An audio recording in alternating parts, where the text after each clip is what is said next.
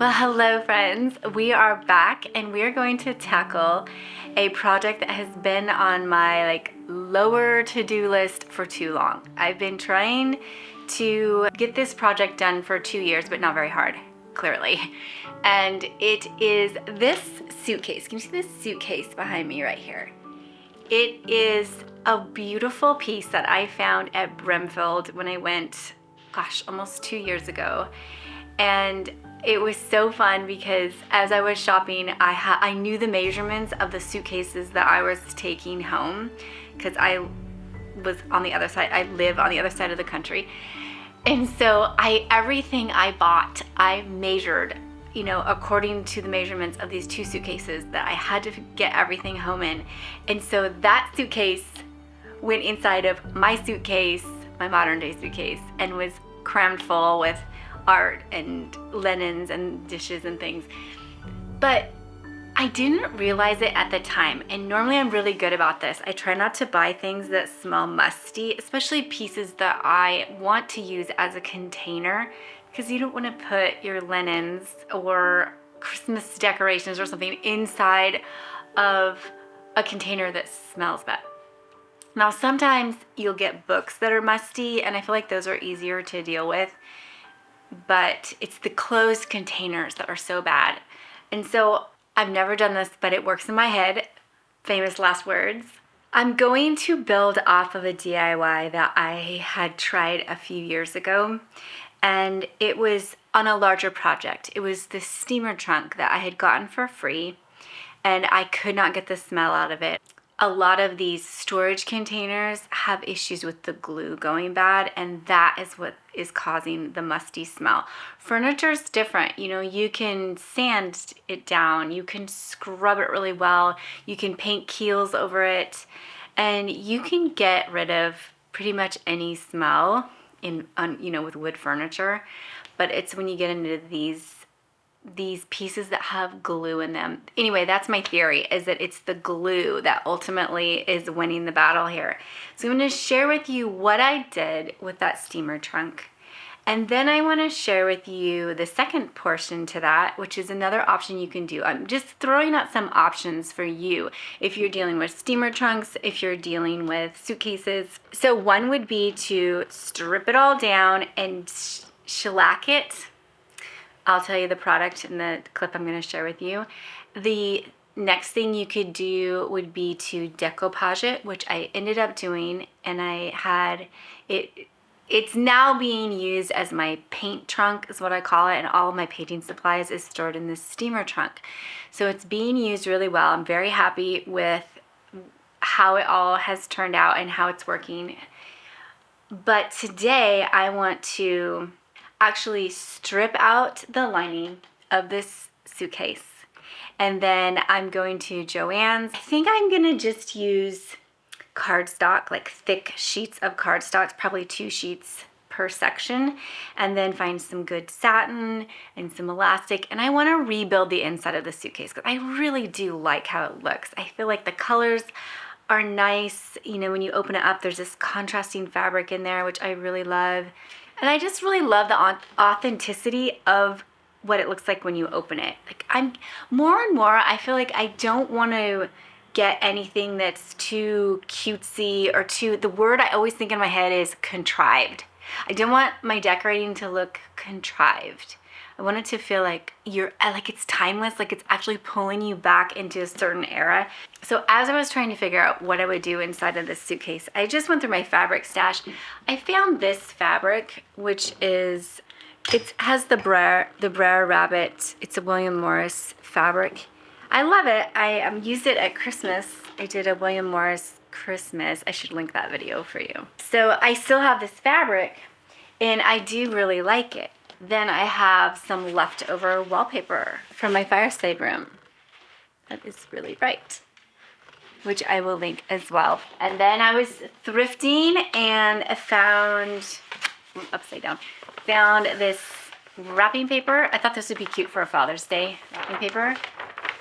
But, I had a moment of thinking, well, maybe this would be cute as a decoupage in the suitcase. But the more I thought about it, I didn't want it to look contrived. Okay, that's our word of the day here. I didn't want it to look contrived. I wanted to feel like it was from, you know, a bygone era, and it had the very vintage, very antique feel, probably vintage. Antique is older, they probably wouldn't have that suitcase. But I am committed to just replacing the lining and the pockets and everything.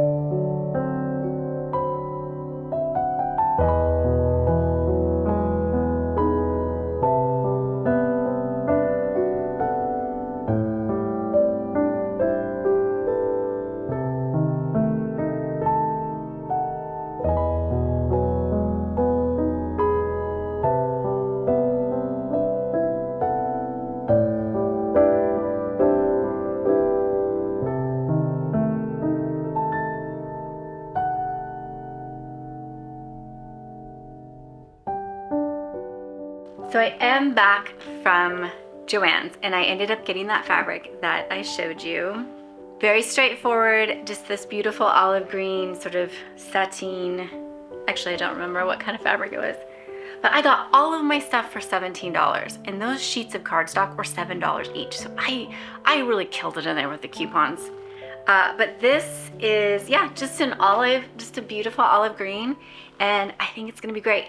I need to now figure out the measurements for the pockets. We've got pockets, and I am going to cut all of those, put the elastic into them, and then from there, I think it's pretty much gonna be easy to add the fabric onto that cardstock, those cardstock sheets. I don't know if I'm gonna wanna decoupage them on.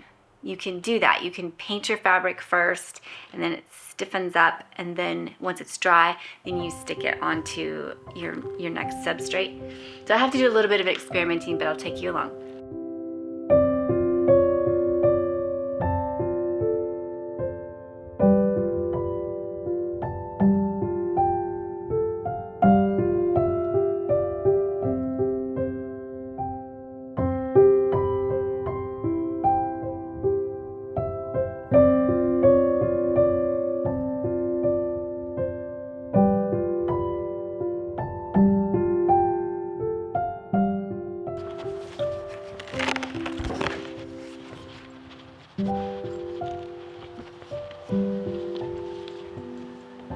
Oh, how long has that been doing that?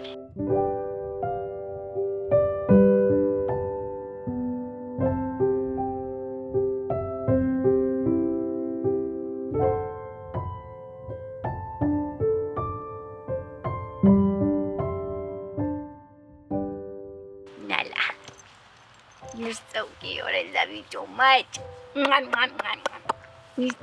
Nala just has to be right in the middle of everything. So you can see that these old suitcases are made with thin wood. It's kind of interesting. And then I'm tempted to throw away. Ow. I'm tempted to throw away.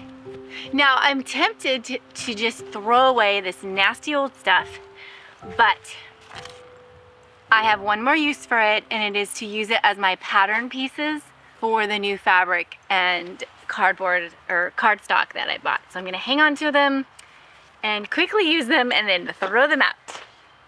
So I was able to get most of it out, but just a few little pieces of glue and cardboard left that I'm gonna steam off with my steamer and my trusty paint scraper. So it shouldn't take very long.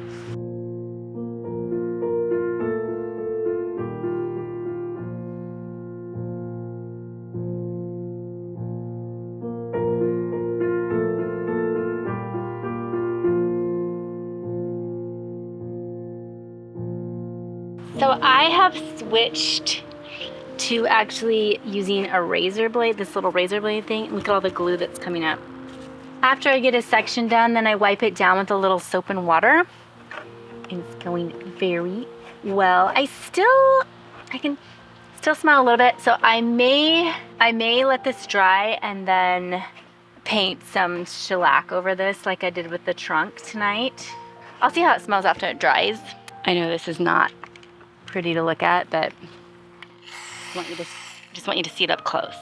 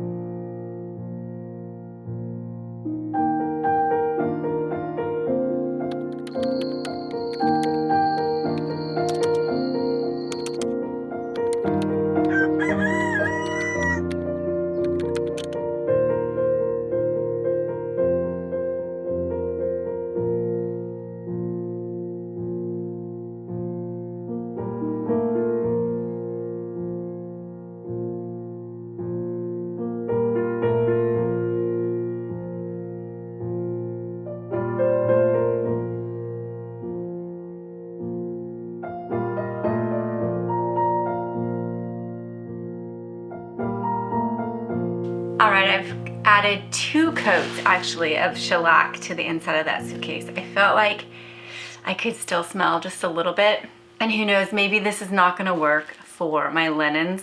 I'll have to use it for something else. But now I'm to the part where I'm going to reconstruct the inside of the lining with the pockets. So I saved the part that we ripped out. Well, this isn't that big of a deal, but I'm gonna start by making the pockets. So I'm mostly interested in finding these pockets and studying them. So it looks like they made the pockets, they stitched them to the different pattern pieces, and then they wrapped them around this cardboard.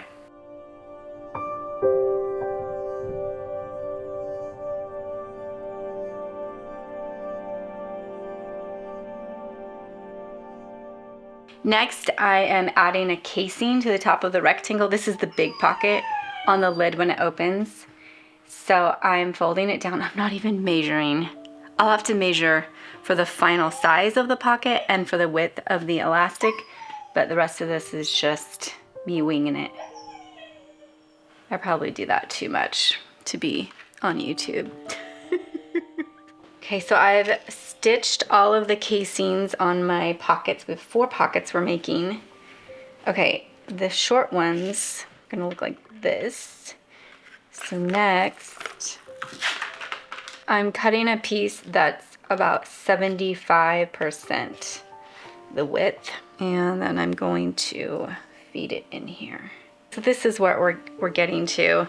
I stitched the casing down in the back. This is how I get elastic into things that I need. So I put a little safety pin on one end, and I just thread it in the little space. And you always want to make sure whatever you've sewn here is wide enough, or you will be so frustrated trying to get the elastic in. And I feed it in like this, and I can feel the safety pin, and so I just keep inching along and pulling it through. And then when I get this all the way into the end here, that's when I'm gonna stitch it in place. And then from there, I just keep going with my safety pin, and it bunches up. And then I take the safety pin off on the other end and stitch that end in place. So there's a stitch here, and there's a stitch here, and everything else is just bunched up from the elastic that I've threaded through with the safety pin. I have all the pockets made, and I'm going to cut out cardstock, just using my old pieces as my templates.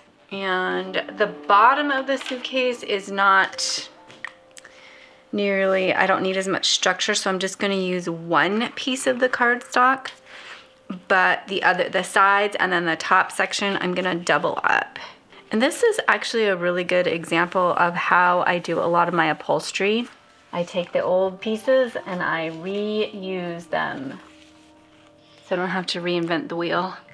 make new pattern pieces. Okay, so this is the bottom of the suitcase.